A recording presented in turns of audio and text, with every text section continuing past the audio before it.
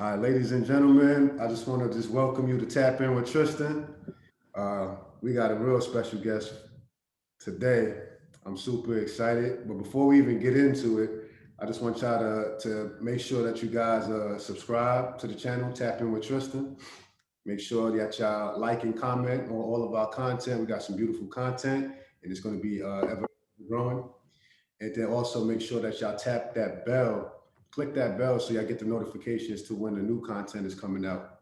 So again, we really appreciate you building with us. We will try to create a family atmosphere here and just really help as many people as possible by building with one another.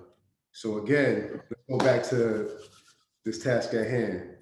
We got my guy right here, man. This guy is a living legend, man. This is my homie right here, man. This is fun, man. I'm excited about this show. I'm excited about this conversation and just to get to know more about my guy. We got Hempstead's own Eric Ferguson. Appreciate you, man. Appreciate you for having me, man. Thank you so much, man. Happy New Year's to you and the family for sure. Yeah, same to you and yours, brother.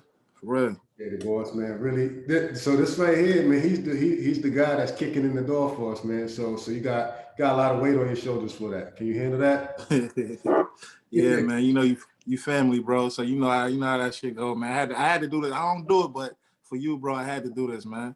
That means the world to me, boss, man, for sure, man. Because I know that you like to make sure that you stay tough, make sure that you ducked off and doing your thing. So I appreciate it. Yeah. So man, I just want to take some time out to get to know my guy a little bit more, man. So let's just go back, man, because we got a lot to unpack. Let's just go back to young Ferguson, childhood, man. What did that look like? Man, it was just I'm from a normal hood like everybody else, man. I grew up with no father, just my mom and shit, and my sister. And basically, I was just out, like I ain't had nobody really raise me because my mom's kind of older, you know what I mean? Mm-hmm. So I was just, out playing sports. Like, my first love was football. Okay. So yeah, with football, like, like I love football, and that's why I think I got all my toughness from, playing football. Got you. And then I got introduced to basketball, and it was just like, it was all she wrote from there, man. What age was that? What age was that, Ferg? What age was the basketball?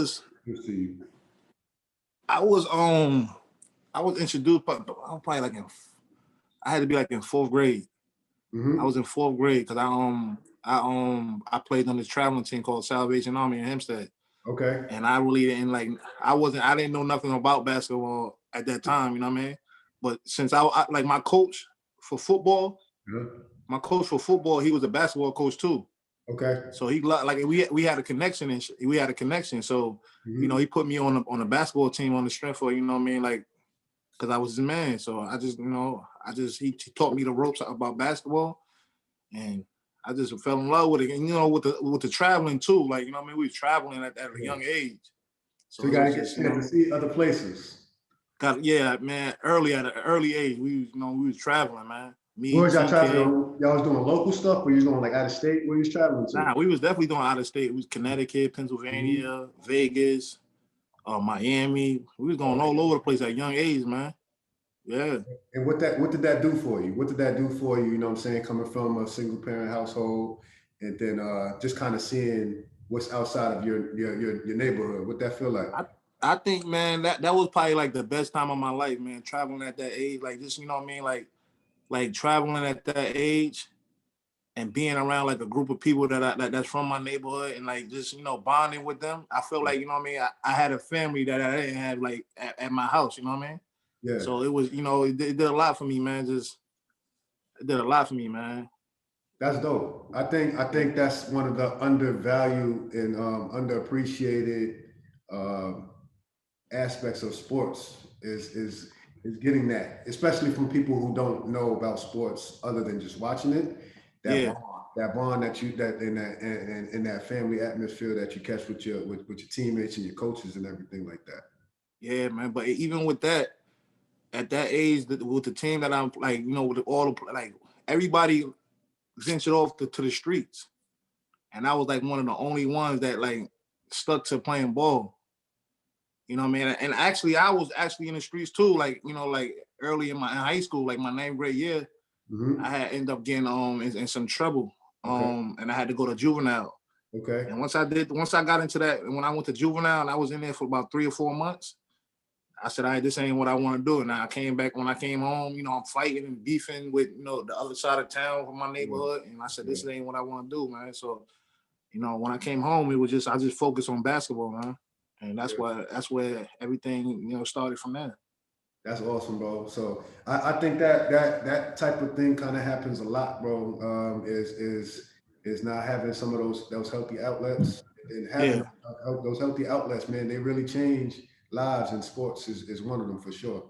Exactly, man. But what happened is, if I ain't had my mentor, that I don't think I would have even I wouldn't have went to Arkansas. I wouldn't have went to college probably, man. If I ain't had my mentor, he helped me do. This is who I was telling you about. His sister just passed away, but my mentor, he helped me get to where I needed to be. Sure. Yeah, he helped me get to where I needed to be, man. And if it wasn't for him, I wouldn't. When did he come into the fold? What age was that around? I was probably so I went to juvenile in 9th grade. I got out when I was in 10th grade, right before the season started. Mm-hmm. And then so that summer, right before I think I'm going to 11th grade, he came into my life. That summer. Changed things for you. Yeah, he changed a lot of things for me, man. Because I wasn't really into school and all that, man. So he sat down with the teachers, got all my grades, made sure, it wasn't for it wasn't for him, I wouldn't have been where I've been, man. That's beautiful, bro. That's beautiful. So let's tap a little bit into the middle school years. So we started playing 4th grade. You fall in love. You're doing a little bit traveling. Are you doing both football and basketball right now? Or Yeah, are you just concentrating on basketball? Yeah, in middle school I was doing football and basketball. Yep, I was doing football and basketball, and then I think my 7th grade year I was still playing for the traveling team. Okay. Then my 8th grade year I played for JV. I played JV basketball. So you moved up. I moved up. Yep. I moved up. And that's why I actually got the name. I was in 8th grade and I'm playing against high school players, and that's why I actually got the name E-Star from, because it was this older guy. He was in the stands just watching us play. And I was doing my thing. And he just started calling me E, because they just used to call me E. Just call you E. Yeah. So from there, when I was doing my thing against them, they just called me E-Star, and that stuck ever since then. And then they ring out all the way. It still ring out from here for sure. Yep. So. Yeah, this is fascinating, boss, man. I really, again, appreciate the time. I want to know, when did you feel, all right, so when did you feel like, all right, I can probably do something with this basketball thing, or even football, because you were still playing football. When did you feel like, hey, man, I can do something? Or did that ever cross your mind? Nah, I always just I always played against older people. Yep. You know what I mean? When I was in the neighborhood, I was in 8th grade going to my 9th grade year. I'm in tournaments playing against adults. And when I was doing my thing, the hood fell in love with me. Everybody fell in love with me. And what I just knew what age is this? I was 14. I was 14. You 14 playing with the grown men. Yeah, I was 14 playing against adults. So that when I was doing my thing against them, I already knew I got what it takes. I got what it takes. For sure.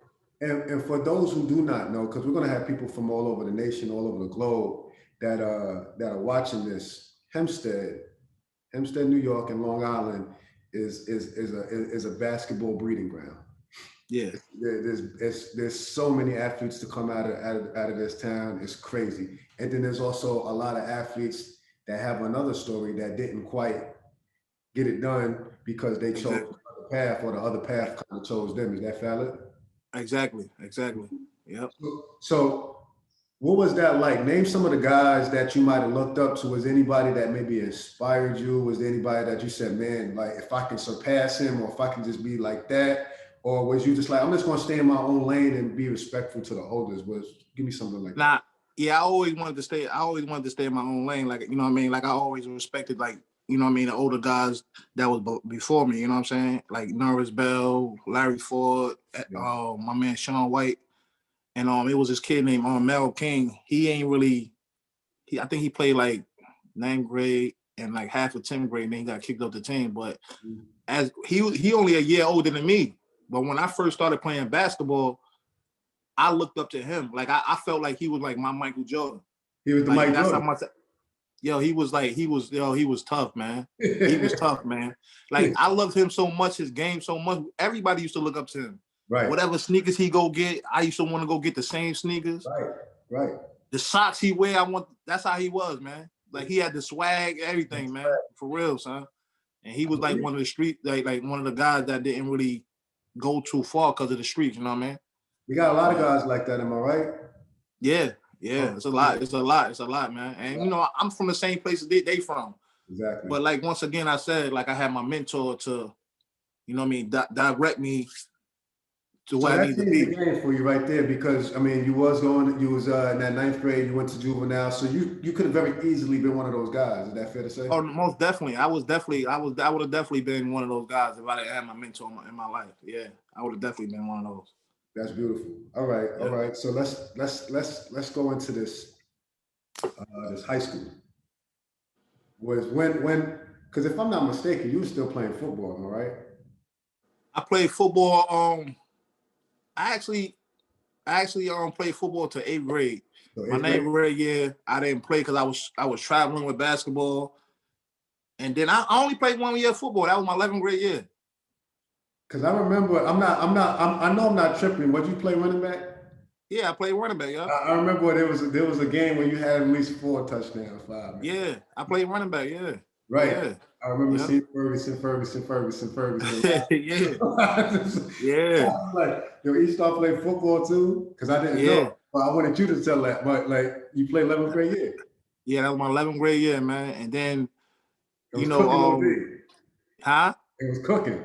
I did my thing because I actually started the season late. I think I came like the 3rd game, and they had me for one of the best running backs coming back my 12th grade year. But I didn't end up playing my 12th grade year because, you know, that's when we were traveling with Gary Charles for the Panthers. Yeah. So now I'm missing all the summer camps and all that, you know what I mean? So when I come back to, you know, to come play, they like, yo, my coach, he like, yo, you can't play this week. You gotta put extra practices in it. I'm like, yo, man, by the time I come back, y'all gonna lose all these games, right? So I said, man, I'm gonna just focus on basketball, man. And I just focus on basketball. I got you. All right, so let's backtrack just a little bit. When was the first varsity game? What was that? What year was that? When you put that first Hempstead basketball? Yeah, basketball. We're talking basketball now.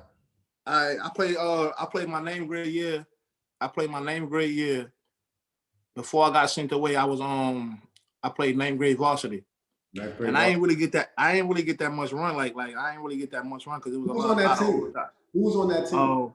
It was like I said, it was a kid, Jamel King. That's the kid I told you I looked up to. Jamel King. Tavares Bell, Damian Bell. Who else? Darnell Reed. Darnell Reed actually got the Player of the Year that year. I was loaded. Yeah, we was loaded. And then actually at the end of the season, like 8 of us got kicked. Like I want to say like 6 of us got kicked off the team because of our grades. Because y'all grades. Yeah, so when they went upstate, they had to bring like 6 or 7 kids from JV up to play on. Yeah.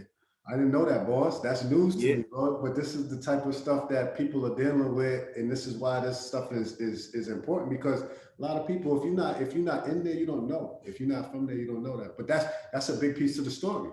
Yeah. So we all got kicked off the team my 9th grade year at the end of the season. So they went up there with like maybe like six of their regular players, and then like the rest was JV players. JV, just to fill a roster. Yeah. That's cool. Yep. That's OD. Yep. So in between that 9th grade, this is when we had juvenile. Yeah, after that's when I went to juvenile. and then I came home right before the season. Right before the season for my 10th grade year.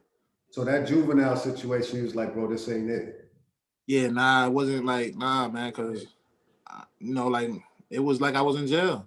Yeah, yeah. It was like I was in jail, man. And luckily, like, you know, I was playing on the basketball team in there, so, you know, I kept in shape and stuff like that. So, you know, they treated me like with respect in there because they know I played ball or whatever. But yeah, it was cool, but it wasn't for me. It wasn't for you. So now we back. Now we back at it. What's this 10th grade year? Yeah, my 10th grade year, yeah. So now is this the time where you actually starting to play? Yeah, this is where it started at my 10th grade year. Where the E-Stars start really having to talk to us. Yeah, man. I came home from juvenile, and you know, we had a nice little squad, man. We had this kid named Latif Miles. He was like the man on the team. Yeah, I remember. But I was like they called me the super sophomore, man. I was just, you know, doing my thing, man. Matter of fact, Jamel King was on the team that year too. The kid I was telling you about. Once again, remember the 9th grade, we all got kicked off the team. Mm-hmm. So now we come back on our 10th grade year. I'm 10 for 11. Yeah, 11. Mm-hmm. So we probably like in the middle of the season, man. We in the middle of the season, man. We got a nice team and shit. We got a nice team, but once again, he got kicked off the team again, man. And once that happened, when he got kicked off, him and his brother got kicked off the team. Once they got kicked off the team, I said, our season is over. It's over. Everything. That was the best thing that happened to us though. After that. Why you say that? Talk to me, bro. When they got kicked off the team, man, we just came like, because before it was just like everybody playing for their stacks. He trying to do his thing. Yep. You know what I mean? But when he got kicked off the team, man, we just like, it's like we just got a crazy bond. We just started connecting, man. And then we had this dude named Lance Covington, man. Like, he was like a good role player, like you know what I mean? And he played defense and just controlled the game. And, you know, me and Latif was just out there scoring and doing our thing. But that's probably the best thing that happened to us. And we went upstate after that. I thought our season was over. We ended up going upstate. Mentally, you're like, bro, we just lost our guy, man. We in trouble. It's over with, man. It's over with. And it went the opposite way. It went the opposite way, man. Because now we like, yo, man, we just out here we just gonna go out there and play, and whatever we're gonna just lay everything on the floor. Whatever happens, gonna happen. You're not even supposed to be cooking, so y'all was carefree. Just go. Exactly. We lost to Long Beach we lost to Long Beach 2 times in the season. We ended up beating them in the championship game at the buzzer on a tip-in. That's dope. Word. Yep. And then now we're going into the 11th and 12th grade. What's your thought process now? You know what I'm saying? 10th grade, you're just super sophomore. Now you're getting into that 11th, 12th grade. What's the thought process? Are you just doing this now? Or are you doing AAU at the same time? What's kind of going on with the 11th and 12th grade year? I think my 11th grade year, that's when I started playing AAU. And who'd you play with? I was playing with Long Island Panthers. Long Island Panthers. That's when I first started, because like the Bell brothers, all of them, they the one that put me on with playing with AAU. I didn't know nothing about it. So, you know, all you know what I mean, Jamel King, all them guys was playing AAU. I was just in the neighborhood playing. Once they know about it till 11th grade. I didn't know about AAU until 11th grade. If I would have knew about it earlier, my ranks would have probably been even higher, you know what I mean? I didn't know nothing about no AAU. So my 11th grade year, this is when I first started playing AAU. And I started playing at ISA. Talking about big time names out there, man. Big time names. Name some names. Not everybody knows Long Island and New York basketball, so name a couple names, man. I actually was on a team with Kenny Satterfield, Drew Nichols. He went to Maryland. Fab Fisher. It was a couple guys on my team, man. But then we was playing against like Omar Cook, Andre Barrett, on these guys, Talib Brown, and man, I was like, man, I made that's where I made my name at. Like that's playing at ISA. Huh? ISA. That's where I made my name at ISA. Like. Hey, you had another nickname over there too with the dude that was the announcer. You remember what that was? Oh yeah, they was calling me Hardworking Ferguson. Hardworking Ferguson, man. Yeah, yeah. I tell my man, I got a dude that I talk to every day, man. His name Alex Michaels or whatever. But I tell him that story all the time. Like that's what they call me, hard worker. I used to just be in people like locking them up, man. Like that was my thing, man. Because with playing with Gary, he not a real coach, so you got to be on the floor somehow. Like so, for me, it was defense. You know what I mean? Yeah, Gary is the buzz. He gets the talent. Yeah, yeah. It's on you to do your thing. Am I right? Exactly. So just to piggyback your story, I'm gonna tie in a little bit of mine because saying we connect. Yep. My first experience in AAU was 11th grade. Same as exactly. Yeah. Oh yeah, because you was 11, I was in 12. I'm a year behind you. So we was on the same team at ISA. I remember the first time you came. to ISA. And you and Jason. Yeah, me and Jason. So, like you said, man, we got a long list of talent on this, and you was a grade ahead, and we had a championship, and you took over. And I don't know if you remember, bro, but they gave you got the MVP, and they gave you a TV. I want to say like a 55-inch joint. Nah, I didn't get the MVP. Who got Eric King? Eric King got the MVP. Eric King, that's it. I got just like it was just like someone like an award like the hardest working. It was something crazy. I remember them getting an award because then they gave us our trophy. So it was E King who got it. E King got the MVP. I got the hardest working player. I had to give you something, bro, because you took over that joint and King was dominating in the paint off the glass, dunking everything. Yeah. So yeah. But like you said, bro, that changed my whole perspective on basketball because like you, I'm just playing in the neighborhood and like CYO. Yeah. So that changed my thing because not only are you playing against top talent, but you got top talent that you're involved with it, and it's different, bro. It's people like these kids don't know, like they're probably just playing Long Island and thinking like, oh, I'm the man. Nah. It's a lot more to it, bro. Yeah, it's a lot more to it, especially in our era, like, you know what I mean? And we didn't know, bro. So I think a lot of there's a lot of guys that had a whole lot of talent, but it was just a lot of raw, untapped talent because we only had so much given to us. Is that fair to say? Yeah, nah, definitely. Who was training you in basketball? Who was training you in basketball? Who trained me? Did you have anybody like giving you formal training or just like guys in the neighborhood type? Tell me a little bit about that. Nah, we ain't had like back when I played, we ain't have no trainers. Like I was just playing in the park. Yeah, I just playing in the park. Like, you know what I mean? Like it wasn't no trainers. Jerry Powell actually started training me. I want to say like I was probably like, was I in high school? Yeah, I was in high school, but it ain't like he was my trainer. He just, you know what I mean? He got me like, yo, this is when he first started training. So he was trying to like, you know what I mean? Trying to get, you know what I mean? Get me right. But this was when he first started training. He wasn't even a trainer back then. Nah, listen, bro, we say the same thing. So I'm glad you're saying it because we're from two different towns, but there's correlation. We didn't have no training, bro. We were just out there. We watched the game and then go play. Yo, real talk. Jerry actually trained me at gym in Amityville, that rec center. The rec center, the Ace. Yeah, he actually trained me there. Yep. Yeah. So, but I ain't had no training back then. I got everything from playing in the park. You know what I mean? That's what a lot of these kids lack right now. You know what I mean? They ain't playing in the parks no more. You know what I mean? Everything is just training. You know what I mean? There's only so much that goes.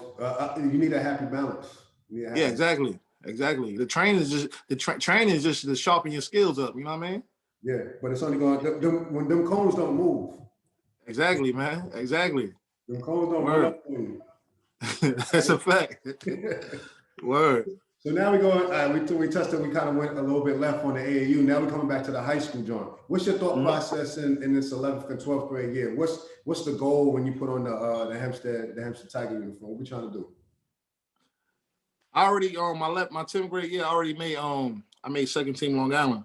Yep. So my 11th grade year was to make first team Long Island, all Long Island. Because a lot of people where I'm from in Hempstead, everybody we got a lot of talent, but they ain't making those first team Long Island and things like that. You know what I mean? So it's probably here and there, like but that was my goal, my 11th grade year, to make that first team on Long Island. And I accomplished that goal, man. And then my 12th grade year, my goal was to make the player of the year. And it was up to me, either me or Joel Suarez, which he went to Hofstra. Mm-hmm. And yeah, I got that player of the year because my 12th grade year, they had like a preseason some preseason like players to watch, and they had like 5 or 6 guys in the newspaper. And they ain't even had me in there. So I went to the season with a chip on my shoulder. Yeah, like, chip on your shoulder. Yeah, like come on, I ain't got Yeah, he was tight. Like what were y'all doing? I was tight, bro. I was tight, but I went to the season like just having fun, like you know what I mean? Because once you start thinking about this, like the stacks and all this stuff, you know what I mean? But I just went in there having fun, man. Just you know, I lay everything on the line, man. So talk to me a little bit. I'm from Amityville. You're from Hempstead. A lot of correlation, a lot of big time talent there. We played each other twice. Yeah. So the first game, I think it was a low scoring joint, right? That was the first time I played. That was what you was in 10th grade? I was a sophomore and you was a junior. I want to say junior, okay. That was when Tom dunked on the whole team. Oh, okay. Tom, yeah. Oh, for Allie? I think it was a putback. Oh, okay, yeah. And y'all won, but the game was like in the 30s, I think. It was like the best low scoring game you'll ever see. We was bricking, but it was smash mouth deep. Yeah. I don't really remember that game. I remember, but you remember your senior game, right? I remember that game. Like, yeah, I still think about that game, man. You went still crazy. Think about it. Yeah, man. Was it double or triple overtime? It was triple overtime, man. It was triple overtime, man. And then like I think about it because y'all started like double and triple teaming me. Word. But I'm mad because I think it was like the second overtime I had got the ball. And I didn't really look at the clock, and it was one of my players. If I would have passed the ball down, he was wide open for a layup. But I had so much of a hot hand. I'm like, I'm taking it myself. But then at third overtime, y'all outcoached us. You started triple teaming me. We had to, bro. Like we had to run up, man. First of all, you was that good. You're probably the best guard that I played against in high school, and that's real. And I tell guys that, man. You are that good. You NBA caliber guard at that age. We had to run up. You scored the most points against Amityville in my career. Wow. Since I was there. You was the toughest guy to defend because of your size, your shooting ability, and then also your playmaking ability. And I think also another thing was your confidence. Like you knew you. Yeah. So I think that intimidated a lot of other people. We weren't intimidated, but we knew we was going this is going to be a fight. And just man for man, we couldn't guard you. You know what I'm saying? And we had good guys that could guard. Yeah. It was making it difficult, bro. So we had to run up, and I think we end up beating you by a handful of points in triple overtime. You probably was gassed, probably was very tired out that thing. I think y'all beat us because like y'all outcoached us. Like it was at some point it comes to like what I mean, like coaching here there. Exactly. Yeah. Exactly. So y'all came out in the third quarter with a strategy, and we had that same strategy that we, you know what I mean? So at some point you got to change it up, and y'all came out like, all right, we're gonna get the ball out of his hand and make somebody else beat us. And y'all did it, man. But that was one of my best games, man. But I still think about that game to this day, man. I do, man. I wish I had the tape for that, man. I would love to see that.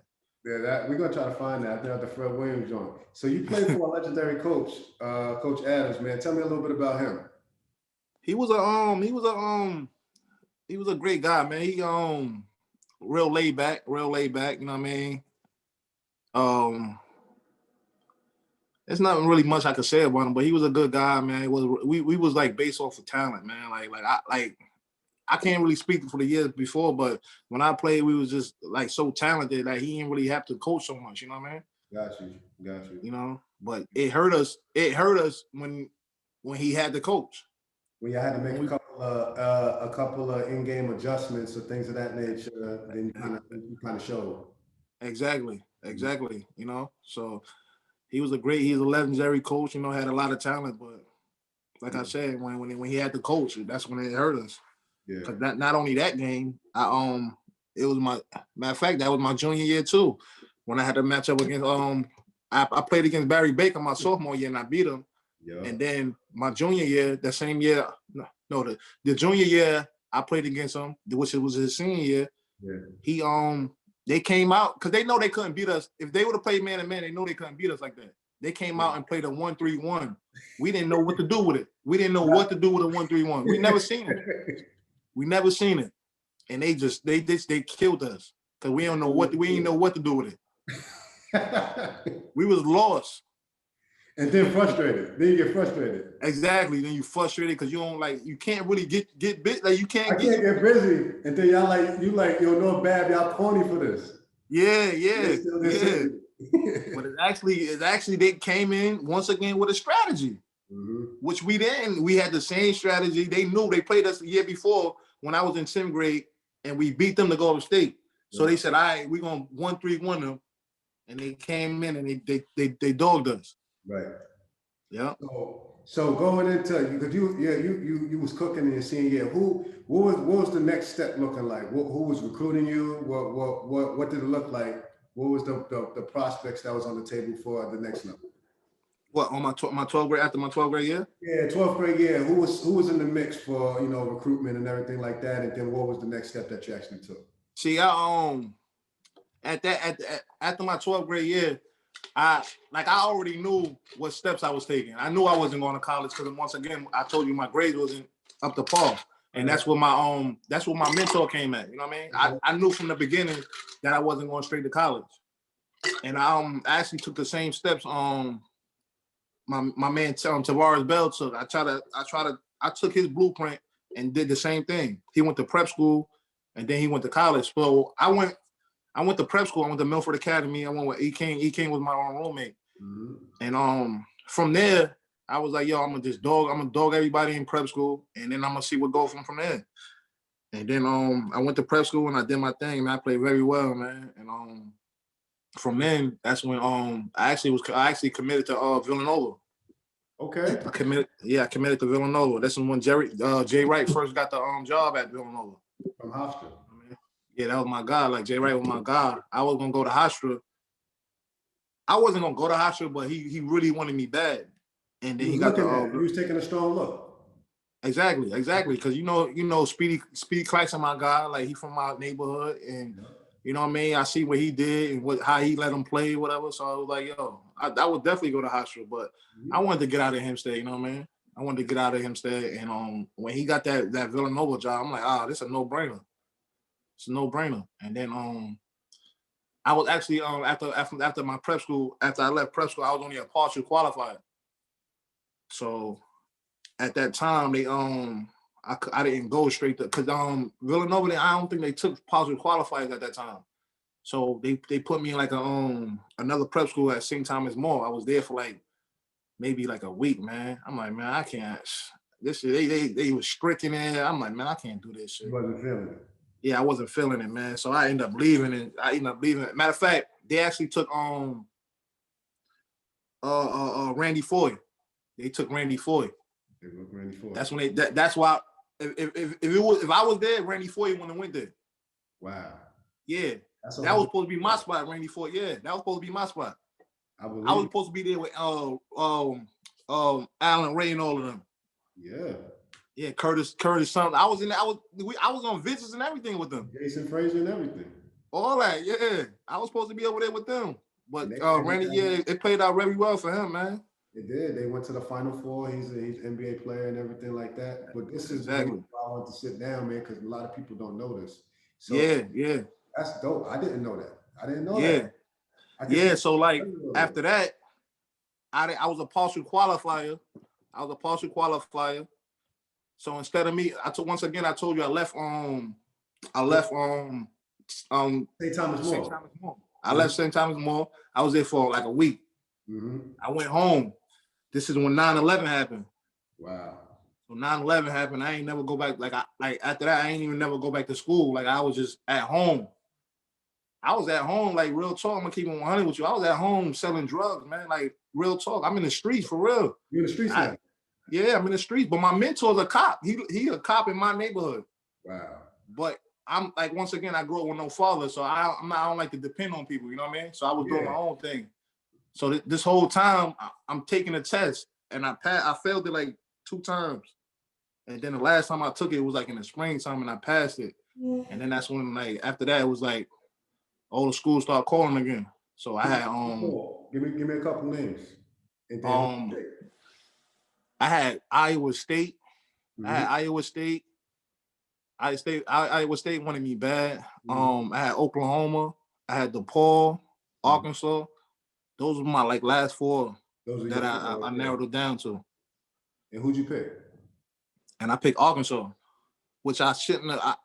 At that time, I remind you, I sat out for 2 years. I went to prep school for 1 year, and then that second year, I was at home. So now I'm thinking this is where a lot of kids get kind of confused, because we always think about starting. You know what I mean? Like starting, like everybody always think about starting. So I'm like, man, I done sat out for 2 years. I'm trying to go somewhere and start. Yo. But I had Oklahoma. They just came from the Final Four. They just went to the Final Four the year before. So I had there was a guard named Quanez White.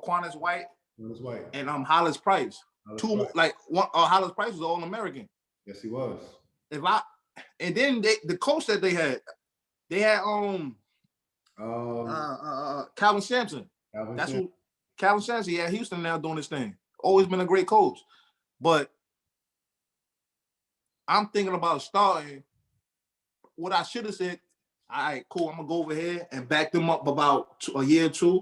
I think they was like, I don't know if they were seniors or juniors. I think they were seniors. But if I would have backed them up for a year, learned from them, and then just went on, did my thing after that, I would have been good. But me, I'm thinking about starting once again. So did you have anybody helping you with this recruitment process? Was your mentor with that part of it? Yeah, my mentor was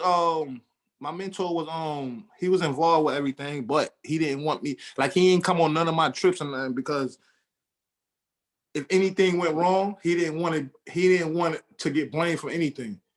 He just wanted me to like go to college and do what I gotta do. He just wanted me to get there. Gotcha. You know what I'm saying? But he didn't want nobody like, yo, if it go wrong, I don't want to be blamed for nothing. So he didn't come on none of my college trips. If it go left, it's not on me. I just want you to, I just want to just have the pathway for you. Exactly. So in hindsight, we had Arkansas, you don't feel like. Meanwhile, let me back you up. Let me tell you about this though too. I chose Arkansas. I had DePaul. They had their own coach. I can't remember his name right now, but he was always looking at me, always, you know what I mean, had a friendship with my mentor and everything. And I could have went there once again.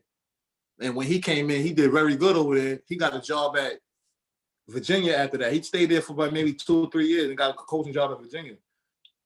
But once again, I'm thinking, so now my coach that recruited me at Arkansas, he was at Kent State. He was assistant coach for Michigan State under Tom Izzo. Wow. So they Michigan State, they always do good. Always. So he got the head coaching job at Kent State. He was there for 1 year at Kent State.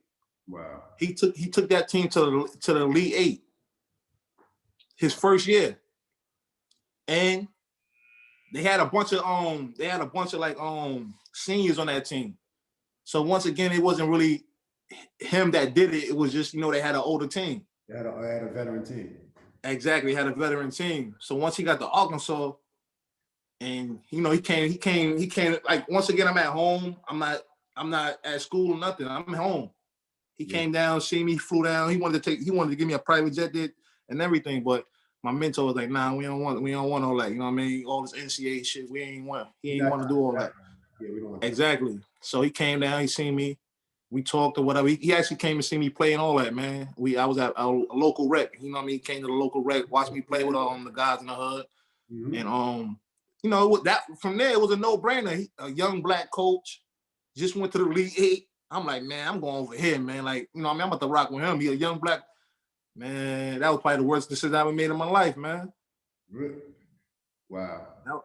Because when I got there, he was cool, man, but he wasn't like he wasn't a good coach, you know what I mean? It Not wasn't. the like, not the like. He wasn't. Huh? It wasn't the right fit.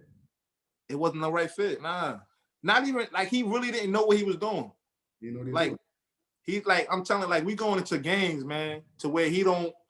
We never had a set system until I got to my senior year. And you in the SEC. That's what I'm trying to tell you. We never had a set system until I got my, and that's because we had got an assistant coach that was coaching under Bobby Knight. So he came in with like an offense, and that's when we did good. But all 3 years we never did good because we all right. So say you know how you got a scouting team. Scout team, yeah. And y'all in practice or whatever, and we running Kentucky, the scout team running Kentucky plays, and we got to go against them. Yeah. So we'll lose to Kentucky, and then the next day we got to go against Mississippi State, and we running Kentucky plays that the scout team was just doing. That's how bad it was. Oh, it was that bad. I had no idea, boss. It was horrible, man. So how'd that make you feel while you're in that moment? Because, bro, like, you're a really good player. Like, let's go backtrack to when you go to Arkansas. What's your thought process? Like, I got an opportunity to do what? What's the thought process? Man, when I first got to Arkansas, man, I started off real good. And I'm starting as a freshman. We rebuilding though. I'm talking about we rebuilding. And like I'm the best player on the team as a freshman. I'm like, like, you know what I mean? Everybody looking at me, the seniors, I'm like the head dude on the team as a freshman. You the guy, you trying to find your way. Yeah, I'm trying to find my way, and I should be trying, you know what I mean? But as a freshman, I'm looking like, you know, I'm the man on the team, and it was horrible because they pressing me. Everybody running from the press. I don't got no help. It was bad, man. But when I started off real good, and at that point, I'm like, man, I can't nobody. These dudes can't go. Like they can't mess. I'm like, I'm probably gonna do it at least 2 years and go to the league. But then once I got to that SEC play, it was just different, man. What was different? It was different. Huh? What was different about it? Just like the physicality, like they physical. Like I'm playing against Georgia and Kentucky. It's different, man. It was different, man. And then my coach, he's just like taking the confidence away from me. And confidence is everything. Without confidence, you ain't nobody, man. That's not even basketball, but that's in life in general. You know what I mean? And that's something. And that's a major fact. We got to highlight that because if we rewind the tape, that's something that we seen with you in high school. You was a player. Beyond exactly, not cocky. You didn't talk any trash. You just did your thing, but you can feel the energy that like this dude feels like he's gonna get it done, and he is getting it. So, I always been a humble dude, never talk like trash, you know about. Nah, far from cocky. It was just like I come in and do my numbers, and I rock with my guys until I'm out. That was out. Word. So you at Arkansas, and he's taking your confidence away. Yeah, he took my confidence away, man. Yeah. That's not a good feeling, bro. That's not a good feeling as a ball player because we watched, and I watched you. You know what I'm saying, on TV, and it's like, this ain't the Ferg that I know. And this is why this is a big time thing because I'm sure there's quite a few other people that can say the same thing. Yeah. That ain't the Ferg that I know, but there's a lot of factors that go into it, bro. And a coach, that's one of the biggest jobs of a coach is to keep his players confident. Yeah, exactly. And in college, bro, I think a lot of the opposite happens low key. Yeah. That was some of my man. Son. I would never like Arkansas was like a special place and got a special place in my heart because I actually met my wife there, but it was bad, man. It was bad, but throughout the years it got better. Like throughout every year it got better. I think my junior year was the best year. It got better throughout the years, but I think my junior year was my best year because I started real well, and then once again. So this is what happened. My junior I was a junior. No, I was a sophomore. Was I a sophomore? I think I was a sophomore. So my sophomore year, we had an All-American on our team. We were supposed to get Al Jefferson. He was a great recruiter. So we had this guy named Olu Famatini. He was actually he came out the year. He was an All-American, McDonald All-American, the same year LeBron was. And he had tore his knee up like right before the game and all that. So he ain't playing the McDonald's All-American or whatever. So it was a lot of his people was putting a lot of pressure on my coach. So when we got to the season, my coach pulled me to the side like, yo, Ferg, listen, we're gonna bring you off the bench. We're gonna bring you off the bench and let Olu start or whatever, but you still gonna be playing starter minutes and all that. I'm like, all right, cool. I wasn't mad at nothing. I'm like, all right, cool. That's cool. Yeah, that's cool. All right, cool. So I'm coming off the bench. I'm like, the first 3 minutes, I'm coming in the game. Like, I'm killing. I'm pretty much a starter. And I'm finishing the game and everything. Yo, I'm killing coming off the bench. Right. Once again, soon when everything started getting left, he puts me in the start. I'm like, yo, why are you taking me? Like, keep me here. I'm good. He put me back and he put me in the starter runner.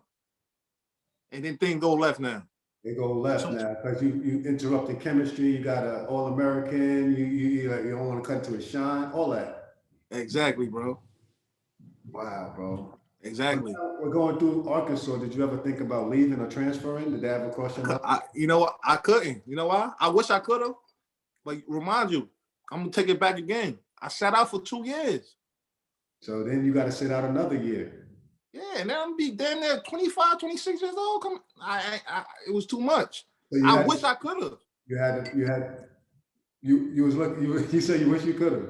I wish I could have, but I already sat out for 2 years. Like I couldn't it was wasting too much time. So I'm like, yo, man, I gotta stick it out. But I wish I could have. I would have went anything. I would have went anywhere at that point. Just let me out. Let me out. Yeah, let me out. I would have went anywhere. I'm gonna go cook. Yeah, I would have went anywhere. I wanted to go like Rhode Island or somewhere like that, or like and just go out there and just go cook crazy. Just go crazy, man. So I wish I would have went to the school though. Like I wish I would have went to a school like a big city, like a Miami or Georgia Tech, so where when I'm done, I can stay out there. You know what I mean? You can set up shop. Exactly. Yeah. Exactly. But yeah, I definitely want. These are the type of things, bro, that a lot of the young athletes are not thinking about. So this is why I'm really appreciative that you come on and talk into your talk, because NBA caliber guy. And then there's a lot of stuff that comes along the way that are sometimes self-inflicted and sometimes by circumstance that changes things. And as a man, there's no pause button. You gotta take all of that and process all this information as it comes. And that's a fact. And then fast forward now, you're 20 years out of high school. So you want to just try to pay it forward. So again, I really appreciate you talking. So now we're coming up towards the latter years of Arkansas. What's the thought process there? Because it's not, when you first got to Arkansas, I'm gonna do my 2 and I'm out. Now it's like I'm here and I'm still trying to make this thing pop. It ain't quite popping because we got this whole setup that's but I'm gonna make it work. So then my junior year, my coach he brought in another point guard. He was he's from JUCO. He was a JUCO point guard. But you know, I know I'm the heart of the team, so I know what it is. Like, you know what I mean? I guess, you know, he was don't get me wrong, he was a good player or whatever. Yeah. So once again, I started off coming off the bench once again. And you got to put me back in the starting lineup. Like, you know what I mean? It's always it hurts me because it's like, yo, man, I'm comfortable here. Leave me right here. Like, once again, let me just take on this role and then we can rock. Yeah, because I was coming off the bench playing freely. I was playing freely. I was just coming because like we'll be that like if we come in, I get to really focus on when I get in the game. I know I get to see the game. You're watching a little bit, you studying this guy, then you see, all right, this is my avenue right here. I'm about to go crazy. Exactly. So that's how I approached the game when I got in the game coming off the bench, man. And I started off my junior year. I started off great, like, and then we played Florida the first game of the SEC play. I had like 16 that game, and my coach called me and my homeboy Ronnie Bro. He went to the league. He got drafted like 14 overall or whatever. But yeah, he called both of us in the office, told us we was shooting too much, like we was like shooting out of the offense and all that, and that right there, it kind of like I was averaging like 16 going into that game, and when he told me that kind of I'm being frustrated. All right, cool. I ain't gonna shoot no more. All right, cool. You know what I mean? I let it get to me, which I shouldn't have let it get to me because Ronnie didn't let it get to him. You know what I'm saying? Yeah, so I shouldn't have let that get to me, man. And I think about all this like to this day, you know what I mean? But yeah, he kind of fucked me up that my junior year. And then my senior year, I started off slow because I had broke my nose before the season. Broke my nose before the season. And then so when I started playing again, I came off the bench. And I was just doing my thing. I actually got 6th man of the year that year. Yeah. And I was just, you know what I mean? And it like, I'm not gonna say this is the reason why we went to the tournament, but we went on like a 7-game winning streak to get in the tournament. We beat number 1 Florida at the time, Georgia. Like we was just running through everybody, man. My senior year. The SEC, that's tough. Yeah, it's tough. And I'm talking about Rondo. I got 19 against Ron. I'm doing my thing, man. I had NBA caliber guys and big time coaches and programs, man. So what I'm saying is like my guy Ferg was he was a big time player. He was a big time player, and then life happens, bro. So that's why this story is dope. What happens when senior year is over? What that look like? Actually, when our senior year was over, I actually got my agent. Wasn't the agent I wasn't the agent I wanted, but you know, my mentor helped me pick my agent, which I should have had a better agent, you know what I mean? But I went to Poland. I went to Poland after that. I went to Poland like September, and I played out there, and then from there I went to I think Dominican Republic, and I played. I played in several countries or whatever the case may be. But at this time, I never had a great agent. Like he was just like he was putting me on the last place teams, like because he didn't like you got like the one thing about this, you gotta have a great agent. If you don't got a good agent, it's like you could be the best player in the world. Like you don't got a good agent, and it's over with. And that's one thing I didn't have. That's why my career was kind of short, because it was like after a while I started I started making my own deals just because I'm connecting with, I'm doing my thing. You got the connection. I'm a better agent than my agent right now. Exactly. So they I'm doing my thing at certain places, and they reaching out to me now like, yo, I need you to come out here and play. You know what I mean? Right. So I ain't have a good agent, man. So I played a few years, like I think like 5 years overseas, but I could have played a lot more, but just not having a great agent, like it could frustrate you, man. It changes everything, man. I think you're highlighting a lot of hot topics for the up and coming players, because man, they see NBA, you know what I'm saying, or they see overseas, one of the two avenues, especially guys, and they see D1. But there's a lot of moving parts that go in between all of them. And like you said, you could be the top dude in one of them, and then by circumstance, you could be out of there. And one could be just not having the right fit at school. One could be not doing your grades. Another one could be not having the right agent. So you get a lot of buckets just off your story. You know what I'm trying to say? So let's take a look at your overall basketball career. How do you feel about it, man? Like there's certain things that you like. Is there certain you're kind of expressing some, but we're just trying to wrap it up in a nutshell.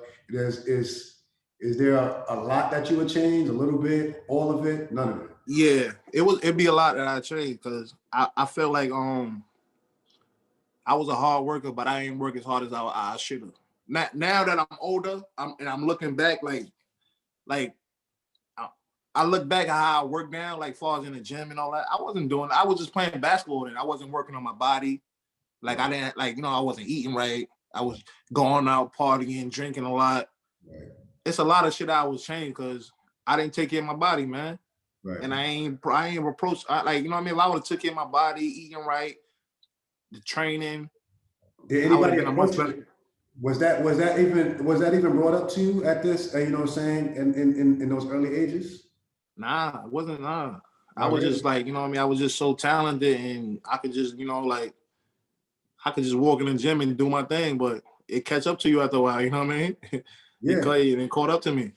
Yeah, you saying it right. So yeah. just take care of your Because body. you got a guy like Patrick Beverley. He came from the same school that I came from. Great defensive player, just like me. He worked hard. Once again, if I was in a situation to where I had the same mindset as him, I could have did the same thing he did. For sure. Better shooter. I didn't work.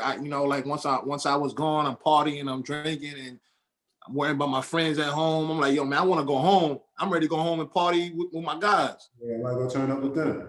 Exactly. But I would change a lot, man. Just a lot of things I know when I got older. But it's something that I could teach my son. Like if my son end up playing basketball, these are jewels I can give him. I didn't have this. Like I had to learn everything on the go for myself. Big facts. These are life gems. This is not just for basketball. This is for any sport or any avenue. Exactly. And bro, we got history too, because in between those years, bro, we was going through similar things, bro. There's a lot of symmetry in our story. Yeah. And also, we was playing summer league together. Like you and I, we was frying some big name guys. We was playing some NBA guys, and we was doing our thing. And that's where kind of that bond was really formed, because there was always a mutual respect, at least from the Hempstead side to the Hempstead side. Yeah, hell yeah. There's very few teams that you really get up for, and Hempstead was one of them. Yeah, exactly. You know what I'm trying to say? And then it was love. When we play, we were like, yo, we're not losing to these guys. But then after, it's like, bro, respect. It was always love. And then us playing, playing on the same AAU team, like we, it was like we was like brothers, man. We had a bond, man. It's weird, bro, because there's a lot of symmetry to our towns. You know what I'm saying? Like, oh yeah. Got a lot of symmetry, a lot of the same type of personalities, a lot of the same type of stories of some guys not really. You know what's crazy? Like since AJ Price, I actually got real close to him since throughout the years or whatever, man. And me and him is just basically just like we got the same, we just alike, bro. I know. If A once again with coming with taking care of your body and doing the right. If A could probably still be in the NBA right now. You're talking the same. It's so weird, bro, because even me and Auburn similar. Yeah. Me and Auburn Scott very, very similar, but there's symmetry in our upbringing. That's why it's fascinating. You know what I mean? I didn't want to make this channel just an Amityville thing. I wanted to make it to where we're not only just sharing our stories, but we're also bridging gaps to show us the similarities. But also you're gonna be big, because you know what I mean. You don't just keep it right in the hood. Like you gotta branch off, other people's stories. We want to branch off, and we form bonds off the court. You know what I'm saying? Because there's a lot of symmetry, there's a lot of respect, and then I'm hoping that this respect from just the game of basketball can turn over to life and then business opportunities for one another. Yeah. Everybody got business ventures. We might have a connection that can help the other person. And you said it earlier, you was over there beefing with this side of the neighborhood. We see it in our neighborhood. We need to try to find a way that we're not doing that as much, man. How can we help one another? But a lot of times there's a lot of brokenness going on, so we lashing out at each other. Yeah. But as we got older, like in our neighborhood, like you get older, like all that stops, you know what I mean? Like you started, you know what I mean? So yeah, it's better now, you know what I mean, as we older, but it's like the younger generation they doing the same shit we was doing when we was young. You've seen that thing play out. So if we can just take a piece and use this platform to kind of do that, then we're doing our part. So I'm gonna ask you a couple of questions to wrap this up, right? Mm-hmm. Who was the best player that you played against in high school and in college? It could be a couple of names. I'm okay with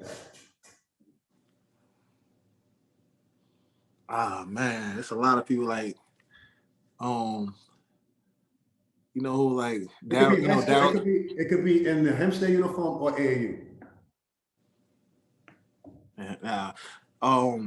Definitely. My man from Queens, Daryl Showtime Hill. That was my guy, man. I loved his game, man. Nice with it. Ben Gordon was definitely tough. Yes. Ben Gordon was definitely tough. it's a lot of people. Like I can't even just name, Can't narrow because it it's so down. many. Yeah, I can't narrow it down. Like it's so many nice, like you know what I mean. I respect so many people game. Like you're like, damn, this dude nice, man. Like it's just yourself, like you know what I mean. Yourself, like y'all was tough, man. There's a lot of like tough guys that I matched up with, man. I can't even like just name it off the head, man. What about But college? in college, Rajon Rondo, Yeah. who else? Oh man, son. This guy, Darren Williams, man. he was Oh he was a man, big guard too. Big guard. he was fat back then. I know he was heavy. Yo, that dude, we went to it was my sophomore year, man. We went to we played them in the United Center, son. He killed us, man. Cooked y'all. Remind you, it's him, and then you got D Brown on the other And Luther Head. and Luther Head. And Luther Head. Darren Williams went crazy on us, man. He probably like the best guard. Like the best guard. I agree, bro. He was big time. He was big time, bro. And like you say, he got heavy. And then there was a time where he trimmed up just a little bit more when he was on Utah. Crazy. Yeah, he definitely probably the best guard I ever messed up with. Yeah, he's a tough guard for sure. So, what would you say? What would you say your biggest? What was your best moment? What was My best moment? Yeah. What was your best moment in high school and then your best moment in college? My best moment in high school was probably when we beat Long Beach in the county championship game. That was definitely my best moment, because we lost to them 2 times and earlier, and when we went to that game, we think we're gonna lose. Like, all right, this is gonna be our last game. Yeah. But to win that game, man, that was like probably my best moment, man. Yeah. And then in college, you said in college? College. I had a lot of when I played in Maui. When I played in Maui, I think it was Virgin Islands. Virgin Island, I got the MVP of the tournament. That's dope. So yeah, that was definitely like one of my best moments. And then when I played overseas, I won the championship in Dominican Republic, and Felipe Lopez with him, man. It was just that was like my best moment, man. You was with Felipe? He was on my team, man. Ooh, you know he's a legend over there. He's a legend, man. Like I love that dude, man. Felipe, a legend over there. Yeah, man. He's a legend, man. I love that dude. Yeah, I got a chip with him, man. That's dope. Can't take that away from me. Nah, that's dope, especially with him, because his name ring out. If you look at he got like a documentary. It was on ESPN or whatever. But at the end of the documentary, they show him when he shot the last free throw, and that was the championship game that we played. Yeah. What would you say? What would you say your biggest regret, if you have any? What's your biggest regret? Biggest regret. I think my biggest regret going to play for my coach out in Arkansas. Definitely. I feel like you should have picked another school because of the situation it was in. You didn't have really any wiggle room to transfer because you would have been. I definitely didn't. I didn't have no room to transfer. I could have if I wanted to, but it was too late in the game, man. It didn't feel right because it been too late in the game. Yeah, that would have been 3 years I set out, man. If I would have transferred. That's a lot. Yeah. All right. I'm gonna say we're gonna wrap this up. I'm gonna say something. I just want you to give me a short sentence describing that. All right. Let's say Hempstead. New York. You said Hempstead, New York? Hempstead, New York. It's rough out there, man. It's rough. Very rough. Very rough. Very rough. What about Hempstead basketball? A lot of talent, man. A lot of talent. We had a lot of talent out of Hempstead, but we just don't get ashamed. Too many people on the streets, man. Too many. Too many. Long Island basketball. Um, I don't really know Long Island basketball. Now or just back in the day No, or in general? when we came up. When we came up. Yeah. A lot of time. We had a lot back then. We had a lot of time in Long Island. Like we had a lot of time. Like, you know what I mean? We was neck and neck with the city. It was just that, you know what I mean? We ain't, you know what I mean? They should have had that Long Island versus New York back then. Like we would have got them. We would have probably beat them. I think we could have beat them a couple times. I just felt like we wasn't getting the same amount of eyes on us. Yeah, that's why, you know, that's why we had to go to, you know what I mean, go to the city and go out there and kill them. You know, a lot of us got a late start. We got a lot of late start. A lot of guys is playing in middle school, playing in these top tournaments, getting some extra training from, you know, former NBA guys or former college guys. I don't think we really had as much as that at that time. Nah, I agree with that. Because even myself, I definitely had a late start with that too. Got a late start with that. What about now? This could be a little bit longer. I got 2 more questions for you.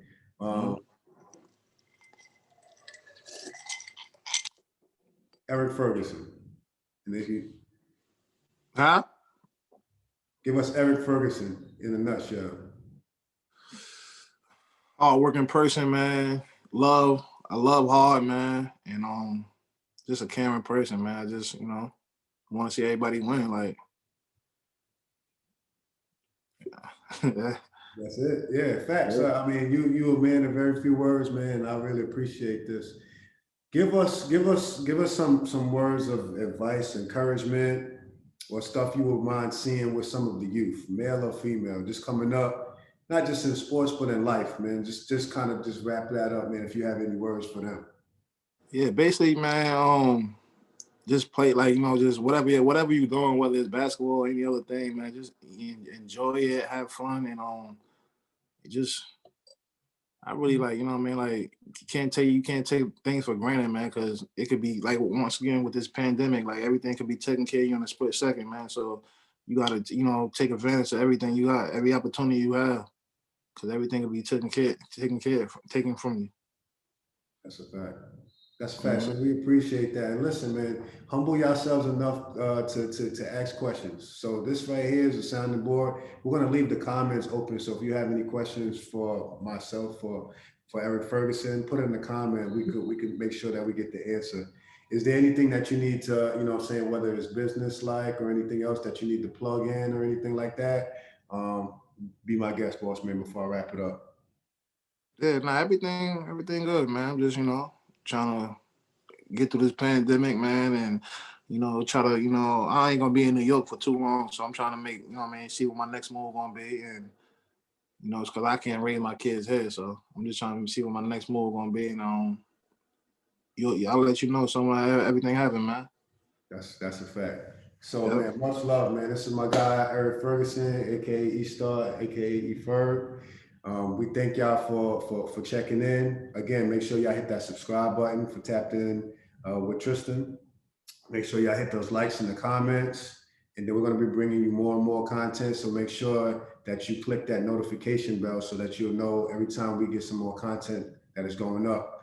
Share this with a lot of people, man, because we're here to build, right? We want to make sure that these stories are helping to build inside of our communities and have this thing ring out. So once again, it's been much love, man. Much appreciation for taking out your time to sit with me, man. And I look forward to building with you through this and even offline, man. So however I can help, you already know, man. I'm 1 call away. All right, bro. You know, I'll be down there Dallas soon, so I'll definitely be hitting you up, bro.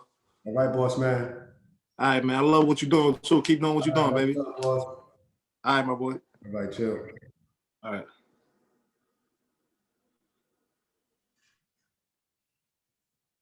Come on.